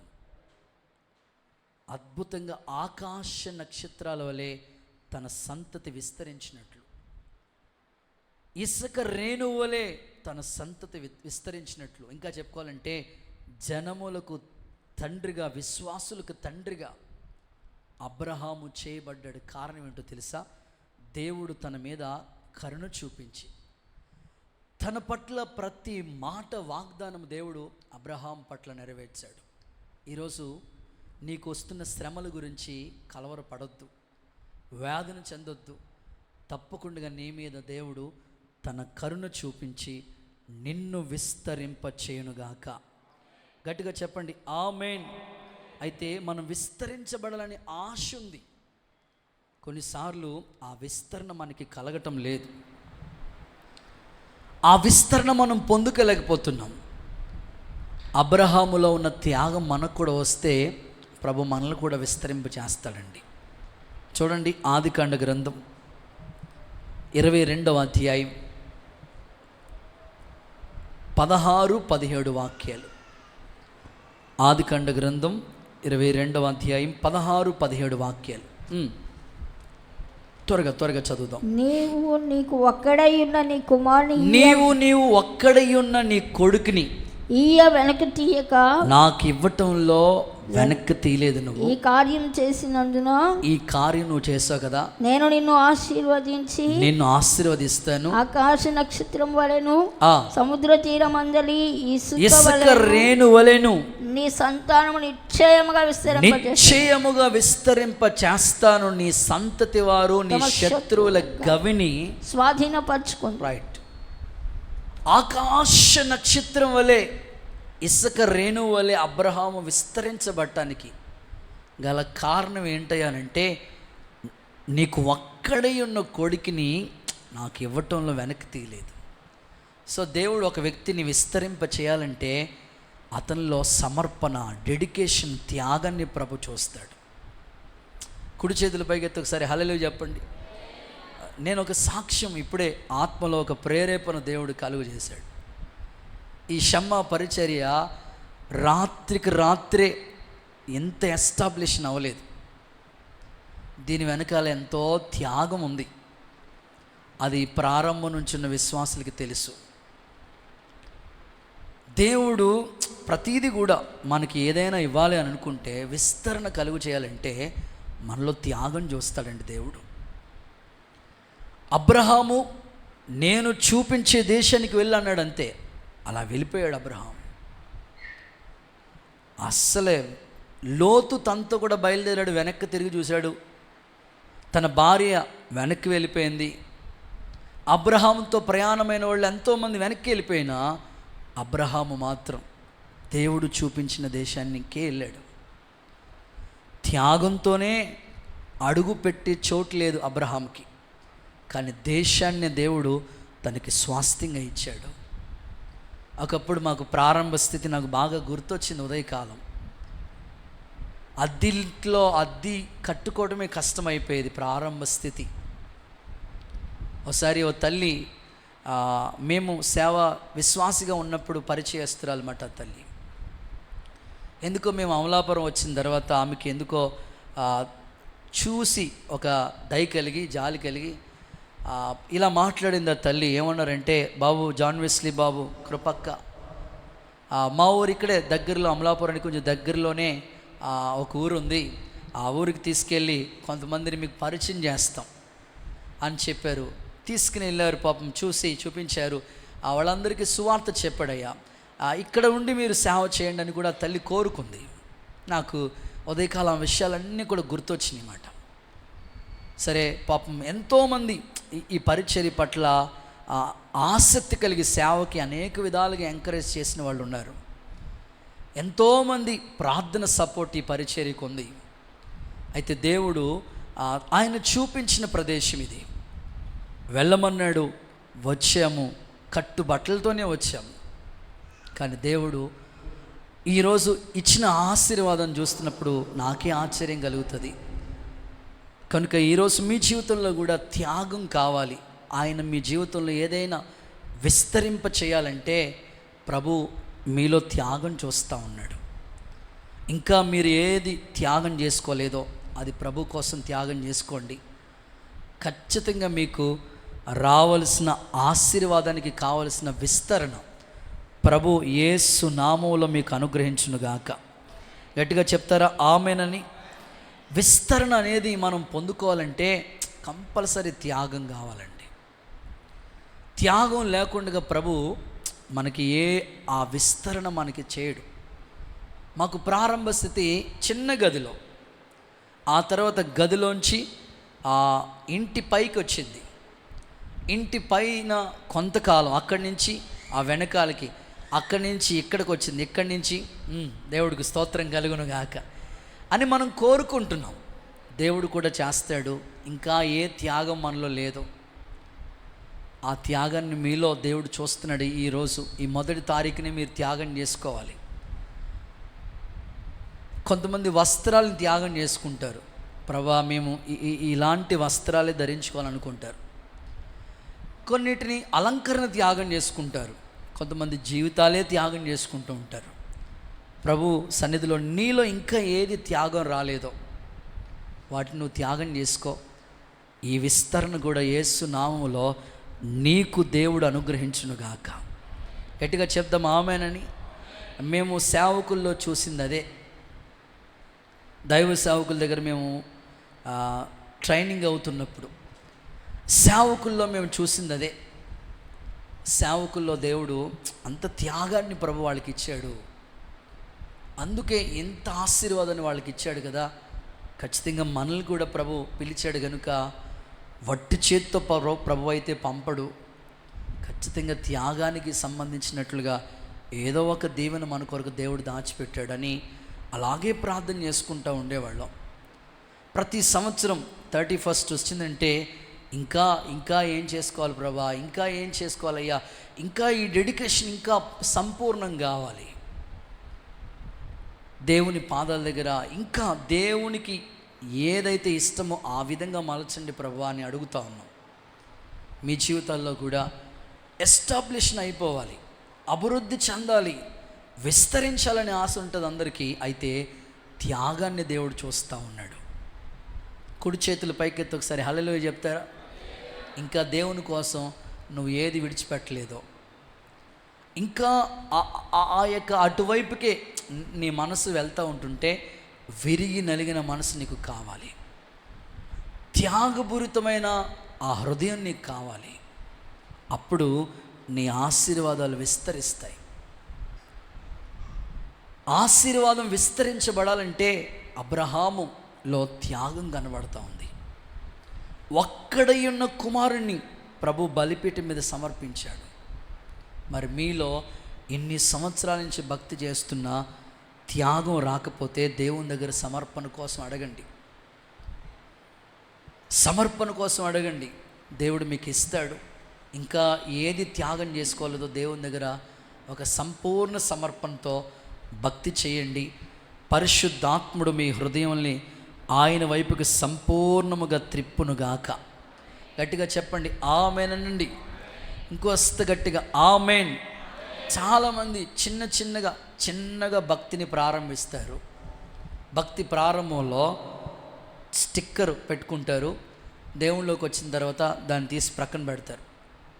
ఆ తర్వాత అలంకరణ సమర్పణ వస్తుంది. ఆ తర్వాత ముడి సమర్పణ వస్తుంది. అక్క కాలేజీకి వెళ్తున్నప్పుడు ఎంత పొడవుగా ఉండేదో జుట్టు, దేవుడికి స్తోత్రం. ఎత్తుమడాలు జోడు, అసలు మామూలు జోడేసుకుని ఎప్పుడు వెళ్దాం, ఎత్తుమడాలు జోడే కావాలి. అందులో త్యాగం వచ్చేసింది. ఎందుకు అవన్నీ మనకి? అన్నిటిలో ఇంకా ఇంకా అలా సంపూర్ణంగా పరిపూర్ణతలకు దేవుడు నడిపించేశాడు. ఆ త్యాగాన్ని ప్రభు చూశాడంతే. మనలో కూడా దేవుడు ఆ విస్తరణ అనేది మనకి కలుగు చేయాలనుకుంటాడు. త్యాగాన్ని ఇంకా దేవుని కోసం నీలో ఏది త్యాగం చేసుకోలేదు. చాలామందికి పిల్లలంటే ప్రాణం, ఓకే ఉండాలి, ఆ ప్రేమ మనం చూపాలి. అయితే పిల్లల కంటే దేవుణ్ణి ఎక్కువగా మనం ప్రేమించగలగాలి, అది త్యాగం అంటారు. నీ ఇంటిని కంటే దేవుని ఇంటిని ప్రేమించగలగాలి. నీ కుటుంబంలో వస్తువుల కంటే దేవుని ఇంట్లో వస్తువుల్ని గురించి ఆలోచించాలి. ఇది త్యాగం నీకు. హల్లెలూయా చెప్తారా? గట్టిగా హుషారుగా చెప్తారా? ఒక ఆయనకి వ్యవసాయం చేసే రైతుడు, ఆయన వ్యవసాయం చేసే రైతే, జస్ట్ నార్మల్. తనకున్న స్థితిని బట్టి తను ప్రయాసపడుతూ పొలం దున్నుకుంటున్నాడు. త్యాగం అంటే చెప్తున్నాడు. పొలం దున్నుకుంటూ ఉంటే ఒక ప్రక్కనేమో ఎద్దు నాగలి ఉంటుంది కదా, నాగలి దాని కాడి ఉంటుంది కదా, కాడిని ఒక ప్రక్కన ఆయన ఉన్నాడు, మరో ప్రక్కన ఎద్దు ఉంది, మరో ప్రక్కన ఆయనే ఓన్గా ఆయనే భుజాల మీదకి కాడి పెట్టుకుని ఆ అద్భుతంగా ఆ నాగలితో ఆ యొక్క అరకు దున్నుకుంటూ పోతున్నాడు. దున్నుకుంటూ వెళ్తూ ఉంటుంటే ఎవరో పెద్ద ఆయన వచ్చి చూసి, ఎవయ్యా 2 ఎద్దులుండే కదా, ఒక ఎద్దు ఏమైంది, నువ్వు మరలా ఈ కాడి భుజం మీద ఎత్తుకుని నువ్వు ఈ అరకు దున్నుతున్నావయ్యా, ఓ ఎద్దు ఏమైందంటే ఆయన ఇలా అన్నాడట, మా ఊరిలో ఒక గొప్ప దైవజనుడు సేవ కొరకు వచ్చాడు, ఆయన అన్ని వదులుకుని దేవుని కోసం త్యాగంతో వచ్చాడు. ఇంత ప్రయాసపడుతున్న సేవకుని చూసినప్పుడు నేను కూడా దేవుని పరిచర్యలో ఏదో ఒకటి త్యాగం చేసుకోవాలనుకున్నాను. నా దగ్గర ఉన్నాయి 2 ఎద్దులు, ఇంతకన్నా నా దగ్గర ఏమీ లేదు.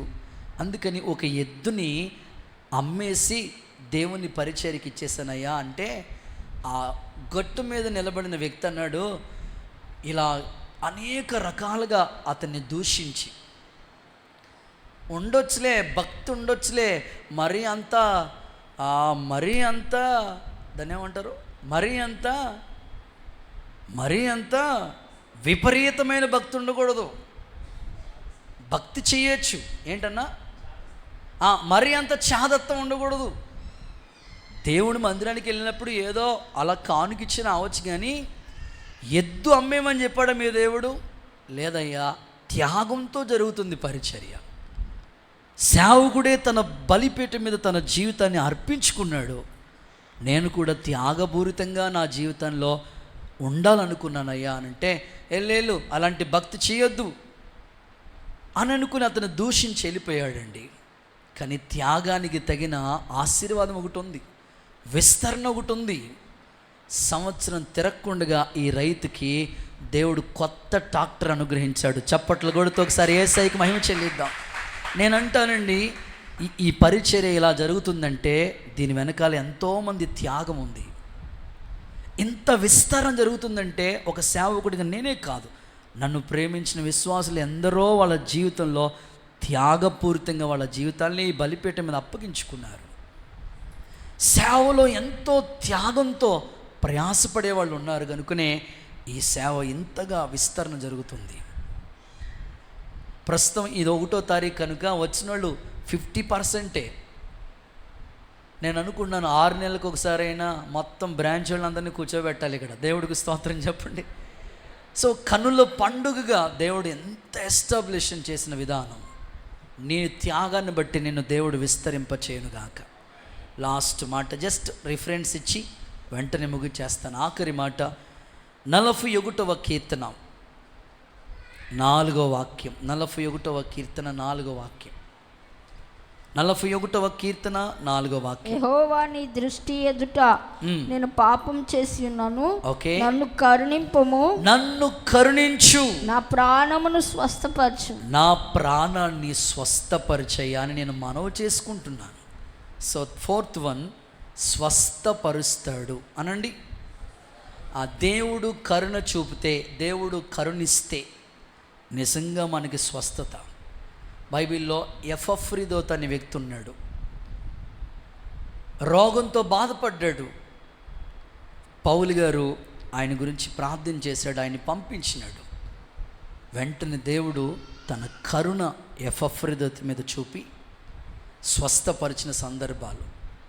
ఇక్కడ కూడా ఈ ప్రార్థన మందిరంలో ఎవరో ప్రస్తుతం రకరకాల దీర్ఘకాలిక రోగాలు, రకరకాల వ్యాధులతో మనిషి బాధపడుతున్నాడు, వారి మీదకి దేవుని కరుణ దిగివచ్చునుగాక. దేవుడు వాళ్ళ ప్రవర్తన చూసి స్వస్థపరచునుగాక, ఆరోగ్యవంతులుగా ప్రభు చేయునుగాక. ఈ మాట చూడండి, లేఖనాల్లో ఫిలిప్పీలకు రాసిన పత్రిక 2వ అధ్యాయం 26, 27 వాక్యాలు చదువుకుని మనం ప్రార్థన చేసుకోబోతున్నాం. ఫిలిప్పీలకు రాసిన పత్రిక 2వ అధ్యాయం 26. అతడు రోగి ఆయనని మీరు వింటిరి కనుక, విన్నారు కదా, అతడు మిమ్మల్ని అందరినీ చూడాలని అపేక్ష కలిగిన వాడే ఉన్నాడు. విచారపరచుండెను. ఓకే, నిజంగా అతడు రోగి అయి చావునకు సిద్ధంగా ఉన్నాడు. కానీ దేవుడు అతన్ని కనికరించెను. గట్టిగా ఆమేనని చెప్పండి ఒకసారి. ఈ ఉదయకాలం ఎవరు ఏ బలహీనతతో బాధపడి ఈ చోటుకు వచ్చినా దేవుడు మిమ్మల్ని కరుణించునుగాక. గాయపడిన చేతులుంచి అందరికీ నిండైన ఆరోగ్యం, దైవిక స్వస్థత. కొంతమంది అయితే హాస్పిటల్లో ఉన్నారు, వాళ్ళ మీద కూడా దేవుని కరుణ దిగివచ్చి సంపూర్ణ ఆరోగ్యవంతులుగా, దీర్ఘాయుష్మంతులుగా నా దేవుడు బిడ్డలందరినీ స్వస్థపరచునుగాక. గట్టిగా చెప్దాం ఆమేనండి. సో మనం ఎప్పుడు కూడా కోరుకోవాలి, దేవా నీ కరుణ నా మీదకి రావాలయ్యా. దేవుడే తన కరుణ మన మీద చూపితే ఖచ్చితంగా స్వస్థత మనం పొందుతాం. ఎన్నో దీర్ఘకాలిక వ్యాధులు ప్రభు ముట్టాడు, ఎంతోమందిని స్వస్థపరిచాడు. ఇంకను సంఘ బిడ్డలందరికీ దీర్ఘాయుష్మంతులుగా చేసి మహిమ కలిగిన సంఘం ఎదుట సజీవ సాక్షిగా నా తండ్రి నియమించునుగాక. నేను ముగిస్తూ ఉన్నాను. యెహోవా తన సన్నిధి కాంతి ఉదయింపచేసి నిన్ను కరుణించునుగాక. చెప్తారు అందరూ ఆమేనని.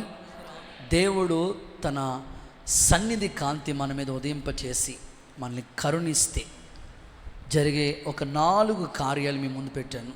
1, ఆ పాతాళ వశం నుండి విడిపించబడతాం. 2, ఆశీర్వదిస్తాడు. 3వది విస్తరింప చేస్తాడు. 4వదిగా స్వస్థపరుస్తాడు. ఈ మాటలు, ఈ వాగ్దానం మీ జీవితంలో యేసు నామములో నెరవేర్చబడునుగాక. అందరూ మోకరించండి, ప్రార్థన చేసుకుందాం. కుర్చీల మీద ఉన్నవాళ్ళు అలాగే లేచి నిలబడండి. స్తోత్రం స్తోత్రం స్తోత్రం అని చెప్పండి. స్తోత్రం స్తోత్రం. 2 చేతులు ఆకాశం వైపు చాపి ప్రభువాని చేతులెత్తి స్తోత్రం చెప్పుకుందాం గట్టిగా.